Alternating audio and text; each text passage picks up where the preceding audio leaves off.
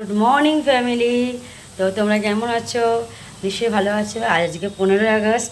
আজকে দিনটা খুব ভালোভাবে কাটাও, আমিও ভালোভাবে কাটাচ্ছি। আর এখন আপাতত আমি করছি সুজির উপমা। দেখো, এই যে সুজির উপমা, সবজি ভাজা হচ্ছে, আর এখানে চিড়ে আছে, সরি সুজি আছে, সুজিটাও ভাজা আছে। তো মা একটু ডাক্তারখানায় গেছে, তার জন্য আমাকে এটা করতে হচ্ছে। আর এটা করে নেবো, আর রান্নাটা মা আসতেই করবে। এখনও পুজো দিইনি, আজকে পুজো দেবো। অর্ধেক জোগাড় করে চলে এসেছি তোমার দাদাভাইয়ের টিফিনটা বানাতে হচ্ছে। কাজ এসে গেলে চলে যাবে, বেরিয়ে যাবে, না খেয়ে যাবে, তাতে টিফিনটা বানিয়ে দিই। তো আজকে 15ই আগস্ট, আবারও বলছি, খুব খুব ভালোভাবে থেকো, খুব সাবধানে থেকো, আর সব পরিবারের সাথে একসাথে মিলে থেকো, আর বাইরে বেশি বেরিয়েও না, খুব এনজয় করো।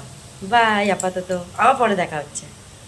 চলে এসেছি 15ই আগস্টের দিনে। কালকে জন্মাষ্টমীতে, আজকে প্রিপারেশানে আছে যে তালফুলুরির ব্যাটার সব রেডি করে দিয়েছি। এই যে মা এখানে ভাজছে, এই যে মা, আর ভাববে আমি নয়, আমি সব রেডি করে দিই। কেন, আমি ঠাকুরের দিকে কাজ করছি, তাই মা বলে আমি ভেজে নিচ্ছি। আর এখানে আছে মালপোয়ার ব্যাটার, এটাও রেডি করে রেখে দিয়েছি। আর এই দেখো কিছুটা ভাজাও হয়ে গেছে। আর সবজি কি হলো? আর এই যে আমাদের বাড়ি এসছে আমার জামাইবাবু, আমার দিদি, আর আমার জামাইবাবু কালকে আলুর দমে আলু কাটতে কাটতে উঠে গেছে, জানি না কেন। কি হয়েছে দাদা, আপনার বক্তৃতা কিছু বলবেন আপনি? না বেশি হবে না দাদা,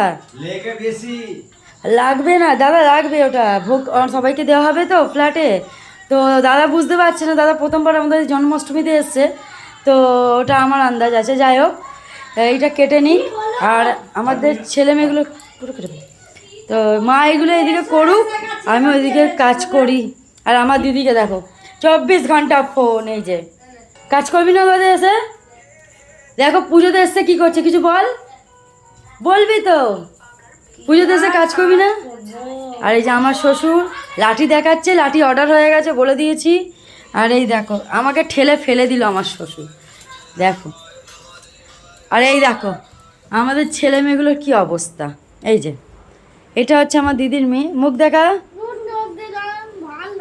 আর এইটা হচ্ছে আমার, কি বলবো, কিছু বলার নেই। আর এই দেখো আমার দিদির ছেলে এসেছে, এই দেখো গোপু চাঁদ। আর ওরা এখন ভোগন করছে রাত্রে। আর মন্দিরটা কালকে আমি তোমাদের সবাইকে দেখাবো, ঠিক আছে? কালকে মন্দির ডেকোরেশন বা ঠাকুরদের কীভাবে সাজালাম, আর লাল্লাদেরও কীভাবে সাজালাম, কালকে আবার সব কিছু দেখাবো। তো এখন মা ওইদিকে কাজগুলো করুক, আমি এইদিকে ঠাকুরের বাসন টাসন সব মেজে নিই, তারপর আবার তোমাদের সাথে কথা হচ্ছে।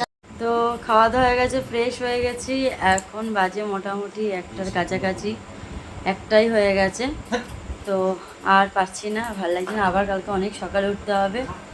তো চলো আজকে এই পর্যন্ত। ব্লগটা ভালো লাগলে কমেন্ট, শেয়ার এবং লাইক করো, আর আমার পাশে সবসময় থেকো। চলো, গুড নাইট, রাধে রাধে।